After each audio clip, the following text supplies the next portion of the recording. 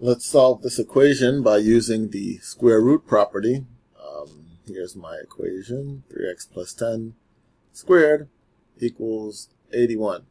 Now the square root property says if I have a quantity squared equals to something else, let's take the square root to get at that x, to get rid of that squared.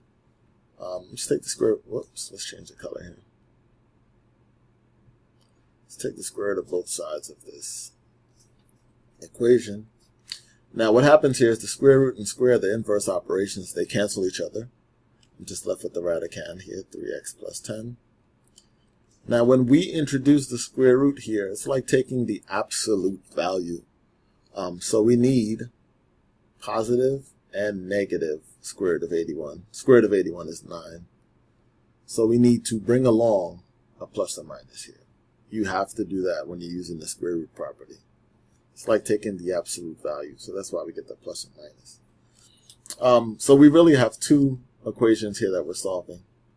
3x plus 10 equals 9, positive 9. And 3x plus 10 equals negative 9. Just like when we have an absolute value equation. What's really happening here is we end up with the absolute value of 3x plus 10 equals 9. So that's why we have the 3x plus 10 equals positive 9. 3x plus 10 equals negative 9.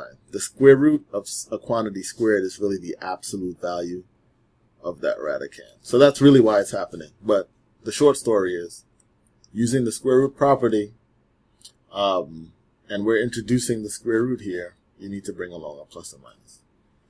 And we can solve this equation here. It's a linear equation. So 3x is equal to negative 1. Multiplying, so we divide as the inverse. X equals negative 1/3. And for the other equation, 10 minus 10 is 0. Negative 9 minus 10 is negative 19. Divide both sides by 3 again. That's 1. X equals negative 19 over 3. So my solutions are negative 1/3, negative 19 over 3, and those are our two solutions we solved using the square root property.